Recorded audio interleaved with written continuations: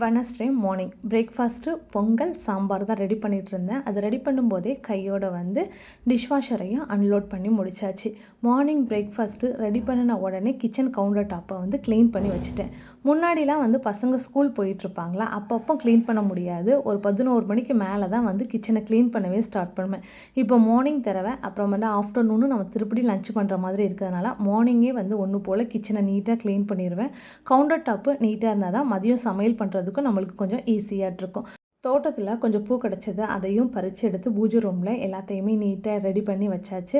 Husband ஆஃபீஸ்க்கு போகிறதுக்கு முன்னக்கூட்டி பூஜை பண்ணிட்டு தான் கிளம்புவாங்க. எப்போதுமே துளசி மாடத்துக்கு ஒரு சின்ன துண்டு பூ வச்சுட்டு, அதே மாதிரி ஜன்னல்லையும் ஒரு சின்ன உருளியில் ஒரே ஒரு பூ போட்டு வச்சுருப்பேன். பார்க்க ப்ளசண்ட்டாக இருக்குங்கிறது. எல்லா ஒர்க்கையும் முடிச்சாச்சு அப்படின்னு நினைக்கும் போது தான் பையன் பொங்கலுக்கு கேசரி இல்லாமலையா மறுபடியும் அதை ரெடி பண்ணிவிட்டு மார்னிங் பிரேக்ஃபாஸ்ட்டை முடிச்சாச்சு. தேங்க்யூ ஃபார் வாட்சிங்.